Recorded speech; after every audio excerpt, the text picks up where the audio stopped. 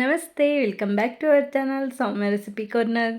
ಇವತ್ತು ನಾವು ರೆಸ್ಟೋರೆಂಟ್ಗಳಲ್ಲಿ ಸಿಗುವಂತಹ ಸೂಪ್ ಯಾವ ರೀತಿ ಮಾಡ್ತಾರೆ ಅದನ್ನು ನಾವು ಈಸಿಯಾಗಿ ಮನೆಯಲ್ಲಿ ಹೇಗೆ ಮಾಡ್ಕೊಳ್ಳೋದು ಅಂತ ನಾನು ಈ ವಿಡಿಯೋದಲ್ಲಿ ತೋರಿಸಿದ್ದೀನಿ.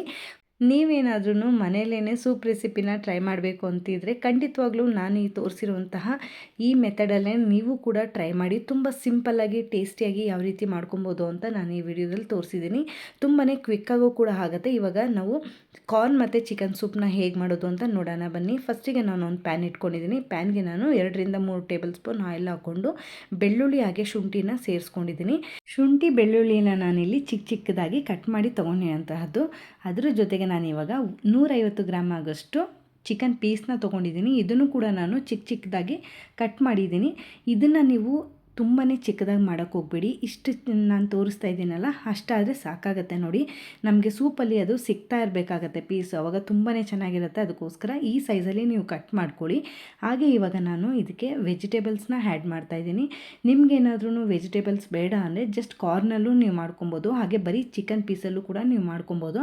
ಬಟ್ ವೆಜಿಟೇಬಲ್ಸ್ ಎಲ್ಲ ಆ್ಯಡ್ ಮಾಡೋದ್ರಿಂದ ಹೆಲ್ತಿಯಾಗಿರುತ್ತೆ. ಅದಕ್ಕೋಸ್ಕರ ನಾನಿಲ್ಲಿ ಕ್ಯಾರೆಟ್, ಬೀನ್ಸ್ ಹಾಗೆ ಸ್ವಲ್ಪ ಕ್ಯಾಬೇಜ್ ಜೊತೆಗೆ ಕಾರ್ನು ಕೂಡ ನಾನು ಇಲ್ಲಿ ಸಣ್ಣ ಕಪ್ಪಲ್ಲಿ 1 ಕಪ್ ಆಗೋಷ್ಟು ತೊಗೊಂಡಿರೋಂತಹದ್ದು. ನೀವು ಇದರಲ್ಲಿ ಯಾವುದಾದ್ರು ತರಕಾರಿ ಇಷ್ಟ ಆಗಲ್ಲ ಅಂದರೆ ಸ್ಕಿಪ್ ಮಾಡ್ಬೋದು, ಏನು ತೊಂದರೆ ಇಲ್ಲ, ತುಂಬಾ ಚೆನ್ನಾಗಿ ಬರುತ್ತೆ. ಆದರೂ ಕೂಡ ಇವಾಗ ನಾನು ಇದನ್ನು ಕ್ಲೀನಾಗಿ ಫ್ರೈ ಮಾಡ್ಕೊಬೇಕಾಗತ್ತೆ. ಚಿಕನ್ ಮತ್ತು ನಮಗೆ ಇಲ್ಲಿ ತರಕಾರಿ ಎರಡೂ ಕೂಡ ಬೇಯಬೇಕಾಗತ್ತೆ. ಅದಕ್ಕೋಸ್ಕರ ನಾನು ಸ್ವಲ್ಪ ಸಾಲ್ಟನ್ನು ಸೇರಿಸ್ಕೊಂಡು ಮಿನಿಮಮ್ ಇದನ್ನು ನಾವು 50% ಹೀಗೇ ಬೇಯಿಸ್ಕೊಬೇಕಾಗತ್ತೆ. ಇವಾಗ ಬೆಂದಿರುವಂತಹ ಈ ಮಿಶ್ರಣಕ್ಕೆ ಸಾಸ್ಗಳನ್ನ ಆ್ಯಡ್ ಮಾಡಬೇಕಾಗತ್ತೆ. ನಾನಿಲ್ಲಿ ಎಲ್ಲ ಸಾಸ್ನು ಕೂಡ 1 ಟೇಬಲ್ ಸ್ಪೂನ್ ತೊಗೊಂಡಿದ್ದೀನಿ. ಸೋಯಾ ಸಾಸ್ ಹಾಗೆ ಕೆಚಪ್ ಹಾಗೆ ಚಿಲ್ಲಿ ಸಾಸ್ ಜೊತೆಗೆ 1 ಟೇಬಲ್ ಸ್ಪೂನ್ ಆಗೋಷ್ಟು ವಿನೆಗರ್, ಇದನ್ನು ಕೂಡ ನಾನು ಆ್ಯಡ್ ಮಾಡಿಕೊಂಡು ಚೆನ್ನಾಗಿ ಇದನ್ನು ಮಿಕ್ಸ್ ಮಾಡ್ಕೊಳ್ಳೋಣ.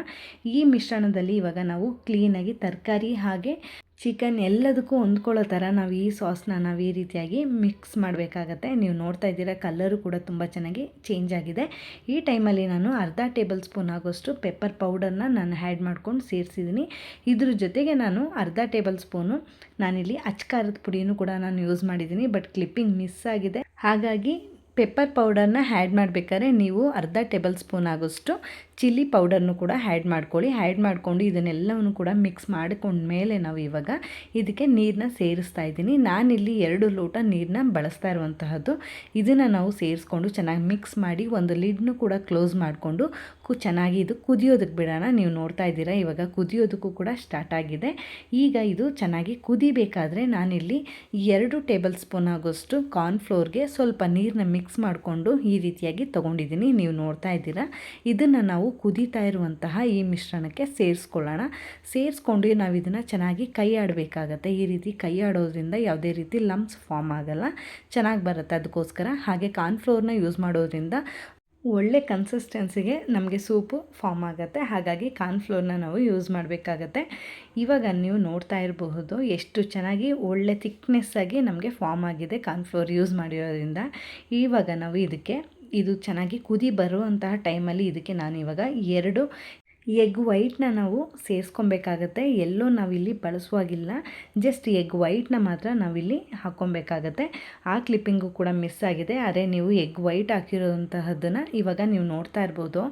ಎಗ್ ವೈಟ್ ಹಾಕಿದ ಮೇಲೆ ನಾವು ಇದನ್ನು 5 ನಿಮಿಷಗಳ ಕಾಲ ಬೇಯಿಸ್ಕೊಂಡ್ರೆ ರೆಡಿ ಆಗುತ್ತೆ. ಹಾಗೆ ಕೊನೆಯದಾಗಿ ನಾನು ಕೊತ್ತಂಬರಿ ಸೊಪ್ಪನ್ನ ಕೂಡ ಇದರಲ್ಲಿ ಆ್ಯಡ್ ಮಾಡ್ತೀನಿ.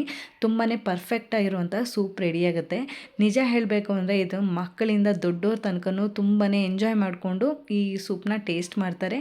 ಅಷ್ಟೊಂದು ಟೇಸ್ಟಿಯಾಗಿ ಬರುತ್ತೆ ಈ ಸೂಪು. ನೀವು ಕೂಡ ಮನೆಯಲ್ಲಿ ಈ ರೀತಿಯಾಗಿ ಹೆಲ್ತಿಯಾಗಿ ನೀವು ಕೂಡ ಡೆಫಿನೆಟ್ಲಿ ಈ ಸೂಪ್ ರೆಸಿಪಿನ ಟ್ರೈ ಮಾಡಲೇಬೇಕು. ಟ್ರೈ ಮಾಡಿದ್ಮೇಲೆ ನನಗೆ ತಪ್ಪದೆ ಕಾಮೆಂಟ್ ಮಾಡಿ ತಿಳಿಸಿ, ಓಕೆನಾ? ಐ ಹೋಪ್ ಈ ವಿಡಿಯೋ ನಿಮಗೆ ಇಷ್ಟ ಆಗಿದೆ ಅಂತ ಭಾವಿಸ್ತೀನಿ. ಈ ವಿಡಿಯೋ ಇಷ್ಟ ಆಗಿರೋ ವಿಡಿಯೋಗೆ ಲೈಕ್, ಶೇರ್, ಕಾಮೆಂಟ್ ಮಾಡೋದು ಮರಿಬೇಡಿ. ಹಾಗೆ ವಿಡಿಯೋ ಯೂಸ್ಫುಲ್ ಅನ್ಸರೆ ನಿಮ್ಮ ಫ್ರೆಂಡ್ಸ್ ಆ್ಯಂಡ್ ಫ್ಯಾಮಿಲಿಗೂ ಕೂಡ ವಿಡಿಯೋನ ಶೇರ್ ಮಾಡಿ ಅಂತ ಕೇಳ್ತಾ, ಯಾರೆಲ್ಲ ನನ್ನ ಚಾನಲ್ನ ಸಬ್ಸ್ಕ್ರೈಬ್ ಮಾಡ್ಕೊಂಡು ನೋಡ್ತಾ ಇದ್ದೀರಾ, ಥ್ಯಾಂಕ್ ಯು ಸೋ ಮಚ್. ಹಾಗೆ ಸಬ್ಸ್ಕ್ರೈಬ್ ಮಾಡ್ಕೊಳ್ದೆ ನೋಡ್ತಾ ಇದ್ದರೆ ಖಂಡಿತವಾಗ್ಲೂ ಈ ಕೂಡಲೇ ಸಬ್ಸ್ಕ್ರೈಬ್ ಮಾಡ್ಕೊಂಡು ನೋಡಿ. ಹಾಗೆ ನೋಟಿಫಿಕೇಷನ್ ಆನ್ ಮಾಡ್ಕೊಳ್ಳೋದ್ರಿಂದ ನಾನು ಹಾಕೋ ಪ್ರತಿ ವಿಡಿಯೋನೂ ಕೂಡ ನೀವು ಮಿಸ್ ಮಾಡದೆ ನೋಡ್ಬೋದು ಅಂತ ಹೇಳ್ತಾ, ಮುಂದಿನ ರೆಸಿಪಿಯೊಂದಿಗೆ ಸಿಗ್ತೀನಿ. ಅಲ್ಲಿವರೆಗೂ ನನ್ನ ಪ್ರೀವಿಯಸ್ ವಿಡಿಯೋನ ಚೆಕ್ಔಟ್ ಮಾಡ್ತಾ ಇರಿ. Thank you so much for watching this video. Stay tune.